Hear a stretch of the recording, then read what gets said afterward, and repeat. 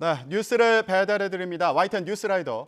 오늘 아침 뉴스 배달해드릴 두 분 소개해드리겠습니다. 임경빈 시사평론가, 정치부 이만수 기자 모셨습니다. 안녕하세요. 네, 안녕하세요. 네, 자 이만수 기자 지난주에 네. 굉장히 바쁘셨죠. 국회 상황 때문에. 네.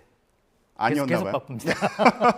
후배들만 바빴던 네, 건 아닙니까? 아닙니다. 같이 알겠습니다. 바쁩니다. 동고동락하고 있습니다. 아, 예. 네. 후배들은 좋지는 않을 수도 있는 그런 상황이군요. 예. 동락하고 있다는데 좀 더 알겠습니다. 의미를 두겠습니다. 자, 저희도 최강의 이 케미를 보여주는 두 분 모셨으니까요. 오늘도 알찬 소식 전해드리도록 하겠습니다.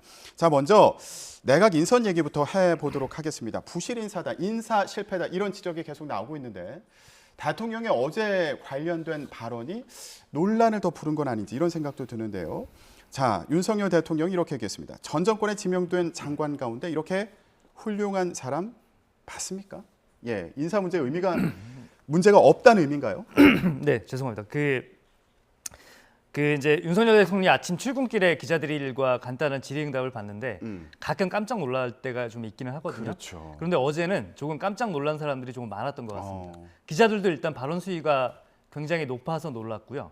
대통령실 관계자들도 저희 출입 기자들에 따르면은 다소 당황하거나 당혹해하는 그런 기류가 있었던 거는 분명해 보이기는 합니다. 김대근 앵커께서 조금 전에 잘 설명해 주셨듯이 인사 논란이 계속해서 나오고 있고 더 문제는 이게 사실은 지지율과도 직결돼 있다는 점입니다. 지지율 하락의 인사 요인이 중요한 요인으로 꼽히는 와중에 기자들의 질문이 나왔고요. 네. 여기서 전 정권에 지명된 장관 중에 이렇게 훌륭한 사람 봤느냐 이렇게 이야기를 했고 또 다른 정권 때와 비교를 한번 해봐라 사람들의 자질을. 그러니까 이제 인사 논란에 대해서 정면 돌파하겠다는 의지로도 읽히고요. 또 하나는 이 장관 후보자들이 어찌 됐든 간에 본인이 지명한 장관 후보자 또 장관들이 이 어떤 언론과 야당의 검증 과정에서 굉장히 고생을 한 것으로 보고 거기에 대한 또 위로 차원이라고도 볼 수 있는데 네. 하지만 뭐 대통령의 발언이 자기의 내각을 향한 발언만은 아니잖아요. 국민을 향한 발언이기도 한데 수위가 높았던 것은 분명합니다. 네. 평론가님, 네. 지금 윤 대통령이 취임한 이후로 낭만 장관 후보자가 3명이잖아요. 김승희 전 후보를 포함해서요. 그렇습니다. 예, 이런 상황에서 나온 이 발언 어떻게 봐야 될까요? 그러니까 사실은 이제 뭐 현 정부에 대해서 절대 평가가 시작되는 시점이라고 봐야 되거든요. 왜냐면 이제 뭐 아시다시피 이미 정권 교체가 됐고요. 지방선거에서도 여당에 상당히 지금 힘이 실리는 결과를 통해서 국민 여론은 어쨌든 이제부터는 본격적으로 일을 해봐라. 라는 이제 메시지를 준 셈인데 지금까지도 전 정부하고 이제 비교를 해서 상대 평가, 상대 우위 쪽으로 서려고 하는 이런 시선은 아마 이제 국민 여론 입장에서는 그렇게 이제 좋게 보이지는 않을 거고요. 예. 그리고 전 정부에서 이렇게 훌륭한 사람을 봤느냐라고 이제 말씀하셨지만 그거에 대해서 우상원 이제 민주당 비대위원장이 윤석열 검찰총장이요 이렇게 얘기를 해버린 셈이 돼버렸습니다. 본인도 이제 장관급 인사로 검찰총장을 전 정부에서 지냈기 때문에 전 정권 인사인 거잖아요. 전 정권 인사인 셈이죠. 이제 이런 부분들에 대해서 이제 답변하기가 좀 쉽지 않은 측면들이 있고요. 그리고 이제 낙마한 장관 후보자들의 사유를 봤을 때도 뭐 정호영 보건복지부 장관 후보자 같은 경우는 뭐 자식의 어떤 그 병역 특혜 의혹이라든지 뭐 입시 비리 의혹이라든지 이런 사안들이 있었고 뭐 김승희 후보자 같은 경우도 이제 직접 이제 선관위에서 그 수사 의뢰를 했을 정도로 이 법적 문제가 되는 사안이 있었고요. 네. 뭐 김인철 전 교육부 장관 후보자 같은 경우도 이 소위 말하는 그 속칭 그 방석집 박사 논문 심사 같은 논란들이 과연 전 정부하고 비교했을 때도 비교 우위에 설 수 있을 정도의 사안이었는가 뭐 이런 것들을 대통령실에서 그리고 대통령 스스로도 한번 다시 짚어볼 필요는 있을 것 같습니다. 네, 대선이 끝났는데 아직도 정권 심판론 얘기를 하는 거 아니냐 이런 지적도 있더라고요. 그렇습니다. 그러니까 윤석열 대통령 입장에서는 문재인 정부에 비해서 훨씬 더 비교 우위에 있는데 너무 좀 박한 거 아니냐 평가가 네. 이런 생각이 분명 있는 것 같기도 하고요. 아쉬움이 있다. 그렇죠. 그래서 예. 이제 일각에서는 이게 전 정부와 비교 우위에 서는 게 중요한 게 아니라 전 정부의 잘못을 타산지석으로 삼아야 된다. 이런 지적도 나오고 있는 게 예. 맞거든요. 그런데 예. 이제 한 가지 조금 만약에 윤석열 정부가 그 문재인 정부 전 정권에 대한 인사 비교 우위 논란에서 더 나가서 만약에 전 정부 뭐 적폐 수사라든지 정 정권에 대한 사정 수사라든지 그런 방향으로 혹시나 뭐 여론의 관심을 돌리려 하는 거 아니냐 이런 우려도 조금 나오고 있는 것은 사실이거든요. 예, 그러니까 예. 발언 수위가 전 정권에 대한 수위가 갈수록 높아지고 있다는 점도 조금 더 눈여겨 봐야 할 지점으로 보이긴 합니다. 아, 그렇군요. 앞으로 발언 수위도 잘 지켜봐야겠습니다. 네. 그런데 어제 발언 중에요. 이런 것도 있었어요. 박순애 부총리한테 이제 임명장을 줬잖아요. 그러면서 나왔던 얘기가 언론과 야당의 공격을 받느라고 고생했다. 이런 취지의 얘기가 있었거든요.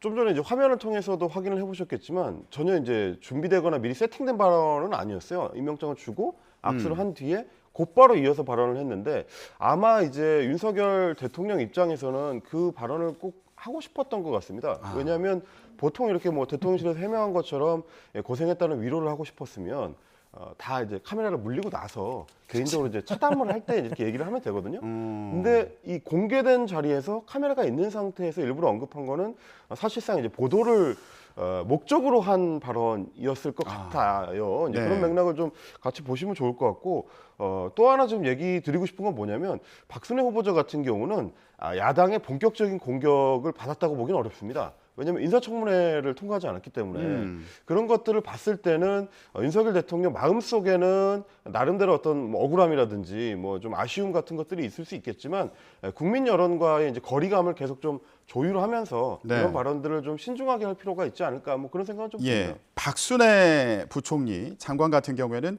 음주운전이 적발되기도 그렇습니다. 했고요. 네. 그리고 조교한테 갑질을 했다는 그런 의혹도 있는 상황이지 않습니까? 그러니까 그 작가님 말씀대로 어제 박순애 부총리에게 임명장을 주면서 나온 발언이 즉흥적으로 보이기도 하고요. 한편에서는 출근길 발언과 보면은 맥락이 또 이어지거든요. 작심 발언으로 보이기도 합니다. 네. 과연 이게 즉흥적인 것인지 아니면은 내가 이 말은 꼭 해야 되겠다고 해서 한 것인지는 뭐 제가 그 윤석열 대통령 마음속에 들어가지 않았기 때문에 정확히는 모르겠지만요. 네. 하지만 분명한 것은 언론과 야당의 어떤 검증 과정에 대해서 공격이라는 표현을 썼잖아요. 굉장히 부정적인 인식이 있는 것은 분명히 보이기도 하고요. 예. 하지만 말씀하신 대로 그게 또 부당했던 걸로 보이지는 않거든요. 박순애 부총리의 교육부의 수장이 음주운전, 그것도 만취 음주운전을 했다? 당연한 검증 대상이기도 합니다. 예. 어떻게 보면은 언론과 야당의 검증 과정은 또 하나의 민심을 듣는 창구이기도 하거든요. 그리고 또 어제 그렇죠. 보면은 윤석열 대통령이 경제 위기 때문에 이제 민생 경제 현장회의 하겠다고 했는데 그 현장에 가서 직접 보는 여론도 있겠지만 어떻게 보면은 뭐 정무수석도 있고 대통령실에 홍보수석, 시민사회 수석이 있고 또 정당이 있잖아요. 국민의힘 또 이 당원들과 당에서 듣는 또 이 여론을 들어야 될 테고 또 야당도 하나의 또 한 국정 운영의 파트너입니다. 그렇기 때문에 야당의 어떤 지적이라든지 이런 것들 가운데서도 새겨들어야 될 것은 또 새겨 듣는 게 네. 대통령으로서의 또 하나의 또 의무라면 의무일 수도 있을 것 예. 같습니다. 윤 대통령이 뭐 제가 이제 언론을 통해서 보는 걸 보면은 출근길 회견도 미리 준비를 하는 경우가 많다고 하잖아요. 예상 질문을 뽑아가지고. 예. 어제도 이런 예상 질문이 있을 거라고 충분히 예상은 그렇죠. 됐겠죠. 그리고 예. 이제 대통령실에서 이런 얘기가 나오더라고요. 그 각본이 있을 수도 있고 없을 수도 있는 드라마다. 그러니까 대통령실에서 충분히 준비를 하는데 예. 거기에 맞춰서 그 윤석열 대통령이 또 하나의 대통령실에서 꼽는 장점이 솔직함이다 보니까 미처 예상하지 못했던 답변이 나오기도 한다고 합니다. 그런데 어제 같은 경우에는 조금 더 생각해 볼 지점이 있는 게 대통령의 표정도 어떻게 보면 하나의 통치술이거든요. 근데 어제 표정을 보면은 굉장히 경색돼 있고 또 이 손가락을 또까지 쓰면서까지 자기의 네. 감정을 어떻게 보면 여과 없이 표현한 것인데 이런 장면들이 계속해서 누적이 됐을 때 그 예. 피로감을 가장 먼저 받는 것은 어떻게 보면은 국민일 수도 있거든요.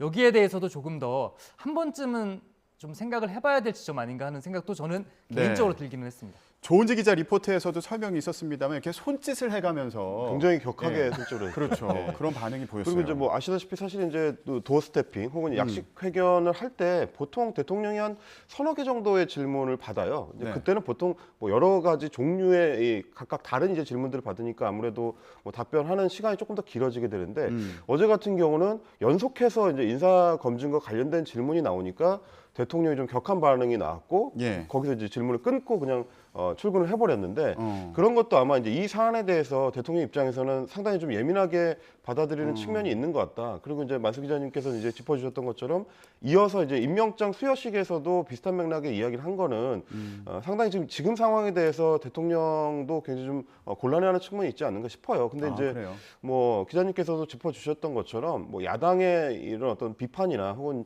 언론의 검증 과정 자체가 어떻게 보면 전체적으로는 국정 운영을 돕기 위한 이 통과 의례 중에 하나거든요. 네. 이런 과정을 통해서 대통령실이나 인사검증 과정에서 놓쳤던 것들을 오히려 짚어주는 측면이 있기 때문에 조금 더 포괄적인 측면에서 좀 뭐 언론이나 뭐 야당을 대할 필요가 있지 않을까. 공격이라는 단어는 적절하진 않았던 것 같습니다. 네, 좀 부정적인 인식을 보였던 어제 것 같은 같아요. 경우 저는 그 장관 후보자들 발언 중에 좀 인상적이었던 것이 송홍열 장관 후보자, 공정위원장 후보자 같은 네. 경우에 성희롱 발언으로 논란이 되고 있잖아요. 충분히 다 짚었던 거고 자신은 이것 때문에 낙마가 될 수도 있다고 생각한다. 이렇게 좀 솔직한 얘기를 하면서 예. 이해를 구하는 과정이잖아요. 여기에 예. 대해서 충분히 반성을 하고 있다. 물론 이제 더 추가적인 의혹들이 나올 수가 있겠죠. 그러니까 이런 것에 대해서 부당한 공격이라고 미리 선제적으로 차단할 필요는 없을 것 같아요. 예. 그러니까 지적에 대해서 인정할 부분은 인정하고 여기에서 하지만 내가 가진 능력을 충분히 보여주겠다라고 솔직하게 다가서는 게 조금 더 나은 자세로 보이기는 합니다. 네, 저는 또 이 여당의 반응이 좀 궁금했던 게요. 네. 상임위가 구성되면 인사청문회 수준으로 검증하겠다 이렇게 얘기했는데 이게 사실 뭐 물릴 수 있는 것도 아니고 어떻게 하겠다는 겁니까 이거는?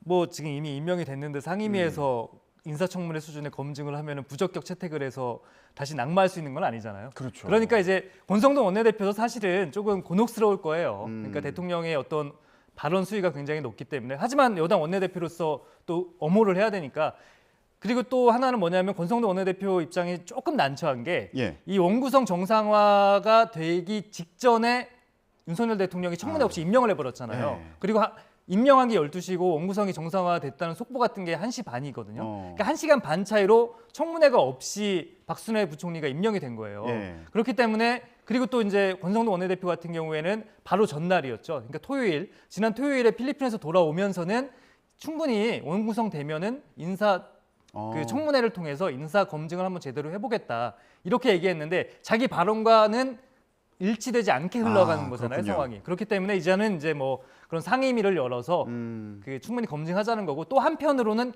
일석이조를 좀 노린 것 같은데 민주당을 향해서 원구성에 대한 압박이라고도 볼 수 있겠죠. 그러게요. 이거 상임위 열어서 검증하려면 빨리 원구성 해야 그렇죠. 되니까 이제 야당 민주당을 향한 그런 압박이 그렇게 이제 될 수도 말로만 있겠군요. 공격하지 말고 자 예. 이제 상임위 열어서 여기서 한번 다시 한번 얘기해 보자라는 예. 입장인데 쉽지는 않을 것 같습니다. 그럴 것 같습니다. 그리고 자, 이게 또 예. 중요한 게 뭐냐면 이 김승희 후보자가 낙마하는 과정을 보셔도 그 이전에도 마찬가지로 결국에는 최종적인 키를 여당이 행사하는 경우가 많았어요.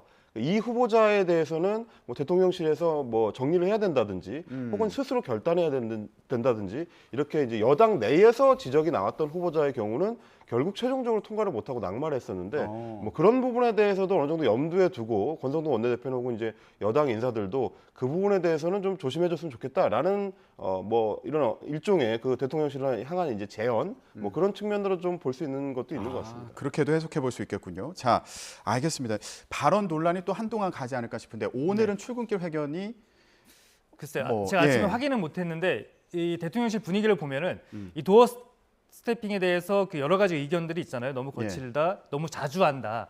일주일에 한 번만 하자, 두 번만 하자, 뭐 세 번만 하자 이런 의견도 있고 좀 당분간 안 하는 게 낫지 않냐 이런 이제 여러 가지 의견들이 대통령실에 예. 모이고 있다고 하고요. 하지만 대통령실의 입장에 일관된 입장은 이미 시작한 거 이제 물리기는 어렵다. 네. 그래서 당분간은 계속 예. 될 것으로 보입니다. 솔직한 심경을 볼 수 있는 기회가 될 수도 있으니까. 그리고 이제 예. 윤석열 대통령 입장에서도 어제 같은 경우에는 불쾌한 질문이겠지만 본인 입장에서는 또 본인이 국정 운영을 잘해서 지지율이 올라가면은 네. 기자들과 서로 웃으면서 덕담을 나눌 수도 있을 겁니다. 예. 본인에게 달려 있겠죠. 네. 그리고 그 발언이 나오니까 또 지적을 받는 부분도 있으니까 또 예, 어떻게 바뀌는지 또 예, 지켜보는 그런 기회가 되지 않을까 저도 생각을 같이 해봤고요. 지켜보겠습니다. 예. 자, 이번에 국민의힘 상황을 좀 알아볼게요. 국민의힘 상황이 이게 참 풀릴 듯 풀리지 않고 있습니다. 내일 이제 이준석 대표 관련 윤리위원회가 열리는데 이거 언제 열리는 겁니까? 내일 저녁 7시로 잡혀 있고요. 마찬가지로 그 이준석 대표가 출석을 한다고 합니다. 그 출석 통보 받았다고 하고 출석을 네네. 한다고 하고요. 그 조금 전에 뭐 김성진 그 성접대를 했다고 주장하는 예. 당사자도 뭐 윤리에 출석하겠다고 했는데 예. 그렇게 될 것 같지는 않고요. 왜냐하면 윤리위에서 판단하는 것이 그 성접대 성상납 의혹의 실체를 파악하는 게 아니라 이준석 대표가 증거 인멸을 시켰느냐 네. 그리고 거기에 따른 품위 유지 의무를 위반했느냐가 쟁점이기 때문에 뭐 일각에서 예상하시는 것처럼 뭐 이준석 대표와 김성진 대표가 나란히 출석을 해서 뭐 그런 상황이 빚어질 것 사실관계를 같지는 따지고 뭐 않습니다. 이런 그렇죠. 상황 아니라는 거죠. 네네네. 예. 내일도 늦게까지 남아 네, 저희 강진원 계시나요? 반장이 고생을 하실 테고요. 저는 그 다음 날 또 일찍 나가야 됩니다. 아, 그렇군요. 내일 아주 운명의 날입니다. 그렇게 볼 수 있을 것 같습니다. 예. 자, 이준석 대표 이제 윤리를 앞두고 SNS를 봤더니 메시지를 많이 올렸더라고요. 네. 그리고 언론 인터뷰도 활발하게 하고 있는데 이런 얘기가 있었습니다. 까마귀가 날았는데 배가 떨어졌다. 예.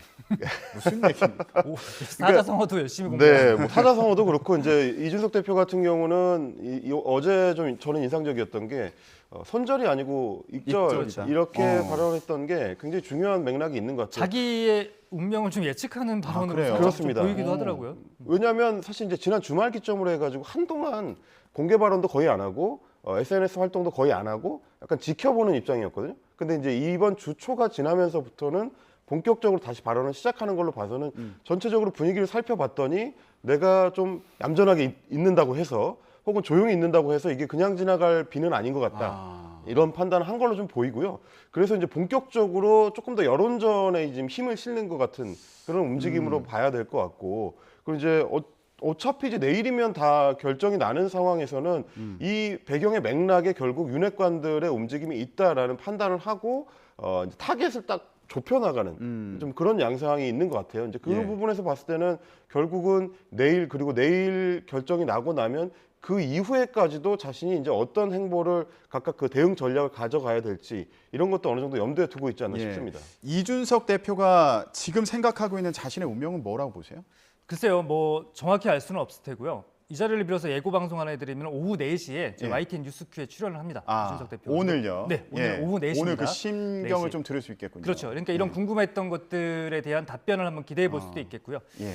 이준석 대표 보면은 작가님 말씀대로 뭐 그저께 지금도 이제 화면에 계속 나가잖아요. 기자들이 계속해서 저렇게 질문을 하고 있는 거예요. 우리 정유진 기자네요. 아, 예. 저렇게 옆에서 계속 열심히 질문을 하고 물어보고 있는데 있습니다. 예. 거의 대답을 하지 않습니다. 그런데 이제 언론 인터뷰를 통해서는 어제부터 적극적으로 반박을 하고 있고요. 그러니까요. 그러니까 예. 일종의 여론전에 다시 본격적인 여론전에 나선 걸로 보이고요. 또 하나를 보면은 이 윤핵관, 그러니까 윤핵관과 대통령실의 또 일부 윤핵관들과는 철저하게 선을 그으면서도 윤석열 대통령을 향한 직접 비판을 하지 않고 있거든요. 그게 참 궁금해요. 그렇죠. 예. 그러니까 이 윤심과는 이제 이 어떻게 보면 척을 지지 않으면서도 윤핵관들에 대해서는 명확한 공격 지점을 설정을 한 걸로 보이고요. 예. 내일 어떤 결론이 나오든 간에 이준석 대표는 물론이고 또 이 그 국민의힘 내용도 중요한 분수령을 맡게 될 것만은 분명해 보입니다. 예. 그러니까 이제 왜냐하면 이준석 대표 같은 경우는 기존부터도 계속 예고를 해왔어요. 흑화되지 않도록 해달라라거나 이런 것들이 결국은 윤리위에서 만약에 자신의 거취에 직접적으로 영향을 미칠 수 있는 수준의 징계 결정이 나오게 되면 예. 그거에 맞춰서 굉장히 강하게 이제 저항하는 움직임을 가져갈 가능성이 높습니다. 예. 뭐 그렇지 않아도 이제 여러 보도를 통해서 확인이 되고 있습니다만 이준석 대표 이제 주변에서는 징계의 수위에 맞춰서 각각의 전략 대응을 지금 따로 준비하고 있다고 이야기가 나올 정도니까 뭐 이를테면 경고가 나오면 뭐 어떻게 대응을 한다든지 아니면 뭐 당원권 정지가 나오면 어떻게 대응을 한다든지 뭐 이런 것들은 결국 법적 투쟁까지도 염두에 두고 어느 정도 지금 준비를 하고 있지 않느냐 이렇게 예상은 좀 해볼 수 있을 것 같습니다. 제가 또 궁금한 그 포인트가 이준석 대표가 윤석열 대통령한테는 이렇게 손을 내미는 것 같은데 친윤계에 대해서는 또 공세를 펴고 있잖아요. 네. 이렇게 선을 긋는 이유는 뭡니까? 윤석열 대통령이 뭘 해줄 수 있습니까? 물론 이제 윤석열 대통령의 의중이 무엇이냐는 이제 당 내에서는 항상 촉각을 곤두세우고 있는 사안이죠. 지금 이제 임기 시작한 지 얼마 되지 않은 대통령이기 때문에 가장 좀 강력한 힘을 갖고 있는 시점이라서 여당에서는 그게 이제 신경이 쓰일 수밖에 없는데 이준석 대표 입장에서 이런 겁니다. 여론전을 하기 위해서는 결국 본인한테 명분이 있고 본인한테 윤석열 대통령이 힘이 실려 있다는 거를 보여줄 필요가 있는 거라서 그러면 윤핵관과 이준석의 대결이고 경쟁인 거지 대통령은 별도의 존재, 보좌를 받아야 될 존재, 여당이 뒷받침해야 될 존재고 그걸 할 수 있는 거는 윤핵관이 아니라 나다. 이런 그렇군요. 이제 여론전을 하려고 하는 굳이 의도가 있는 거죠. 이준석 대표 입장에서는 전선을 넓힐 필요가 없는 겁니다. 그러니까 정밀 타격하면서 그 헤쳐나가겠다는 의지고요. 근데 다만 이준석 대표 입장이 유리해 보이지는 않아요. 왜냐하면은 지금도 쭉 보면은 이준석 대표 입장에서 원내 지원군이 별로 안 보입니다. 그러니까 외곽에서 라디오 인터뷰나 이런 거를 통해서 이준석 대표를 옹호하는 분들도 원외 인사들이 대부분이거든요. 네. 그러면 이게 사실은 당내에서 자 강력한 징계가 내려졌을 경우에 이 내용이 더 커질 거라는 우려가 나온다면 윤리도 압박이 될 거거든요. 그렇다면 당내에 원내에 국회의원 가운데 이준석 대표의 우군이 좀 상당수가 있어야 될 텐데 네네. 지금 보시면은 국회의원 가운데 이준석 대표를 옹호하는 발언을 공개적으로 한 경우 저는 아직까지 못 봤거든요. 이것도 어떻게 보면 이준석 대표가 지금 위치에서는 살짝 좀 불리한 입장으로 보이기는 합니다. 예, 윤리위 결과에도 영향을 미칠지 이거 내일 저녁까지 좀 네네. 지켜보겠습니다. 이번에 민주당 얘기를 좀 해볼게요. 민주당도 어제 갈등이 폭발했다. 저희가 이렇게 네. 전해드리고 있는데 일단 이게 전당대회 규칙을 두고 뒤집힌 상황이거든요. 네.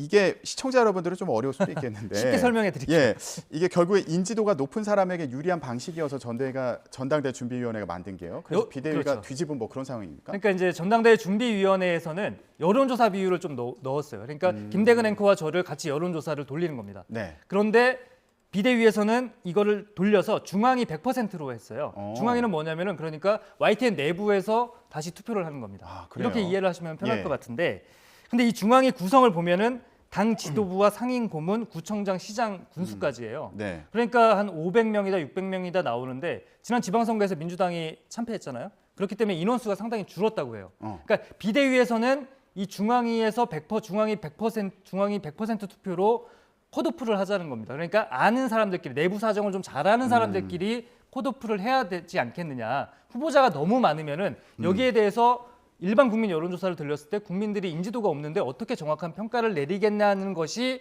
지금 우상호 비대위원장의 이야기고요. 안규백 전준희 위원장 같은 경우에는 이렇게 하다 보면 당심과 민심이 괴리가 생긴다. 그렇기 때문에 네네네. 여론조사를 좀 넣자는 거고 예. 오늘 당무위가 있는데 여기서 조금 더 논의를 해보겠다고 합니다. 예, 친명계에서 이거 반대하고 있는 상황이잖아요. 그러니까 그렇습니다. 여론조사를 많이 넣어야 된다는 거죠. 친명계에서는. 그러니까 뭐 친명계 입장에서는 뭐 지금 최고위원에 출마하려고 준비하고 있는 분들의 면면이 대부분 이제 대중적 인지도가 높은 분들이긴 해요. 김남국 의원이라든지 뭐 정청래 의원이라든지 최민희 전 의원이라든지 이런 분들이 방송 출연도 많고 인지도가 높은 분들이긴 한데 거기에 이제 추가로 또 하나 이제 문제가 되고 있는 거는 뭐냐면 이 중앙위원회의 그 중앙위원들의 결정으로 100% 컷오프 여부를 결정한다는 거는 지금 이번에 전준희가 결정한 또 다른 방안, 그러니까 본 경선에서는 국민 참여의 이 폭을 넓히겠다고 하는 그 방향성과 어떻게 보면 좀 모순됩니다. 그러니까 기존에는 이제 대의원의 그 반영 비율, 투표 반영 비율을 45%로 잡았던 거를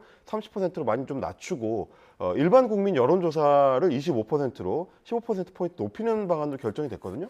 그러면 예비 경선 때는 당내 여론을 중심으로 해가지고 결정을 하고 본 경선 때는 당원이나 어떤 국민 여론을 많이 반영하는 방향으로 가겠다고 하면 이 두 개가 서로 충돌한단 말이죠. 그런 어떤 방향성 측면의 모순이 있다. 이 부분과 그리고 이제 1인 2표제를 어떻게 결정할 거냐 이것까지 어울려서 지금 이제 당 내에서는 반발이 좀 있을 수밖에 없습니다. 이게 예. 단순히 친명계냐 아니냐의 문제라기보다는 당원이나 혹은 국민한테 여론의 폭을 좀 넓혀서 많이 반영하느냐 안 반영하느냐 이것까지도 전선이 좀 넓혀져 있는 상황이라고 볼 수 있을 것 같아요. 중앙위원회 예. 한 400명 정도면은 다 표 계산이 돼 있을 겁니다. 아마 지금. 아, 그렇군요. 이 사람이 대충 누구를 찍을지 누구를 예상할 수 찍을지 있는 그런 결과 예상이 어느 정도? 가능하고요. 어떻게 보면은 당대표 나온 사람들 중에 강병원 의원 같은 경우에는 찬성을 했거든요. 그러니까 거기 뭐 개파나 조직력이 조금 세다고 느껴지고 박용진 의원 같은 경우 반대했어요.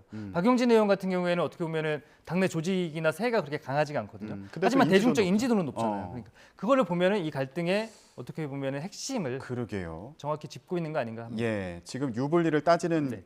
그런 상황일 텐데요. 각자가 어떻게 결론 나는지 참 궁금합니다. 그리고 이재명 의원이 출마 선언을 할지 말지 하면 언제쯤 할지 이것 좀 다음 시간에 알아봐 주시죠. 7월 17일이 후보 등록이니까요. 예. 다음 주면 13일이니까 그때쯤이면은 대략적인 윤곽이 좀 나오지 않을까요? 저도 정말 궁금합니다. 아, 알겠습니다. 자, 오늘 정치권 소식은 여기까지 듣겠습니다. 임경빈 시사평론가, 정치부 이만수 기자였습니다. 두 분 고맙습니다. 감사합니다.